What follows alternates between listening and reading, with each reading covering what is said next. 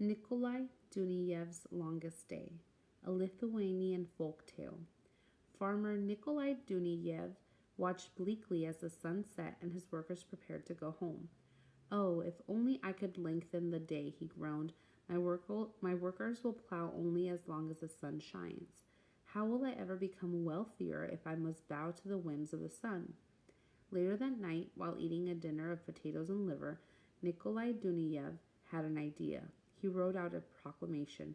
I, Nikolai Duniyev, will generously pay whoever can prolong the hours of the day. The next afternoon, the candle maker arrived. What is so important that you interrupt my tea time? Asked Nikolai Duniyev. I found a way to prolong your day, said the candle maker. I will light 1,000 candles with long, thick wicks and slow burning wax. Your workers can toil through the night by the glow of candlelight. What a wonderful idea, Nikolai Duniyev exclaimed. All the candles were lit. The fields glowed. Then a very unexpected thing happened.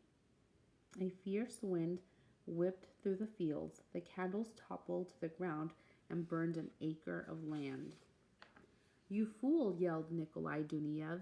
Look what you've done. Out with you and your cockamamie ideas. And the candle maker hurried home in the dark. The next morning, while Nikolai Duniyev finished his luscious breakfast, the night watchman arrived. Surely you are hungry after your long night's work, said Nikolai Duniyev, but as you can see, there is only enough food left for me. He popped the last 6 sausages into his mouth. I have not come for breakfast, but to offer a suggestion. I know some things only a night watchman can know. Can you lengthen the day? Wait for this evening, said the night watchman. The evening came quickly, as always. Nikolai Duniyev was licking his lips after a light meal of pork patties and pie when the night watchman returned with a box. When darkness settled, the night watchman opened the box. Out flew 1,000,000 fireflies. Nikolai Duniyev cried out of joy, Ho, ho, the heavens are truly aglow. But once freed, the fireflies flew away. Off with you and your stupid bugs, yelled Nikolai Duniyev, and the night watchman hurried home in disgrace. The days continued to pass quickly. Nikolai Duniyev knew that as winter neared, the days would become even shorter. His workers would leave the fields even earlier. One night, a peasant woman knocked at his door. Farmer Duniyev, I heard your proclamation. If you agree to my terms, I will build you a wheel that will make your days grow longer. Nikolai Duniyev puffed out his chest. And just what do you want if this wheel actually works? The peasant woman drew a chessboard on the ground. If my wheel lengthens your day, you must pay 1 grain of wheat for the first square of this chessboard, 2 grains for the second square, 4 grains for the third, 8 grains for the fourth, and so on, doubling the amount for each of the 64 chessboard squares. Starting with a single grain of wheat? Asked Nikolai Duniyev. Silly peasant woman, he thought to himself. I hope her wheel is smarter than she. Build me your wheel, he told her. All through the night she hammered and chiseled, sawed and filed.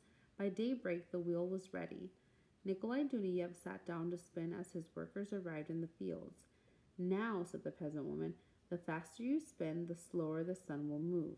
But if you rest, the day will slide past quickly. A simple task, peasant. Off with you, said Nikolai Duniyev impatiently. I've serious work to do.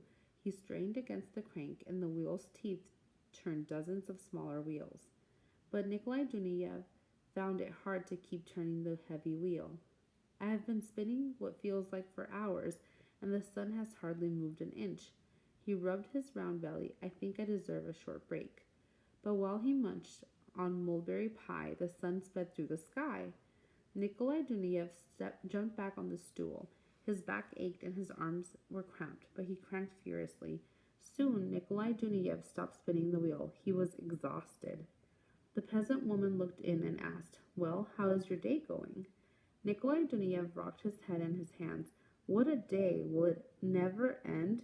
You win, peasant. The faster I crank this wheel, the slower the sun moves.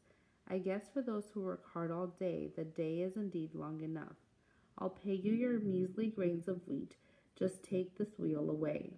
Measly grains, the peasant woman laughed. Farmer Duniyev, instead of worrying about your next snack, you should have been using your head. 1 grain of wheat will become millions and millions of grains 64 chess squares later. Kicking her heels and tossing her head, the peasant woman went on her way, but she returned the next day with plenty of wagons to carry her many full sacks of wheat. Number 1. Which detail from the passage best supports the inference that Nikolai Duniyev is selfish? A. What is so important that you must interrupt my tea time? Asked Nikolai Duniyev. B. You fool, yelled Nikolai Duniyev. Look what you've done. Out with you and your cockamamie ideas. C. Surely you are hungry after your long night's work, said Nikolai Duniyev, but as you can see, there is only enough food left for me. D. Silly peasant woman, he thought to himself. I hope her wheel is smarter than she. Number 2. Read the sentences. I have found a way to prolong your day, said the candle maker. I will light 1,000 candles with long, thick wicks and slow-burning wax. Your workers can toil through the night by the glow of candlelight. What does the word prolong mostly mean? A. Lighten. B. Lengthen. C. Lessen. D. Lower. Number 3. Part A. Which sentence best shows the theme of the passage? A. Hard work will always pay off. B. Farmers are foolish to try to alter nature. C. Workers deserve to be treated fairly and given breaks. D. Appreciate the hard work of others. Number 4. Part B. Which sentence from the text best supports your answer to Part A? A. How will I ever become wealthier if I must bow to the whims of the sun? B. I think I deserve a short break. C. I guess for those who work hard all day, the day is indeed long enough. D. Farmer Duniyev, instead of worrying about your next snack, you should have been using your head. Number 5. Which of the following people did not respond to Nikolai's proclamation? A. Candle maker. B. Night watchman. C. Peasant woman. D. Poor farmer.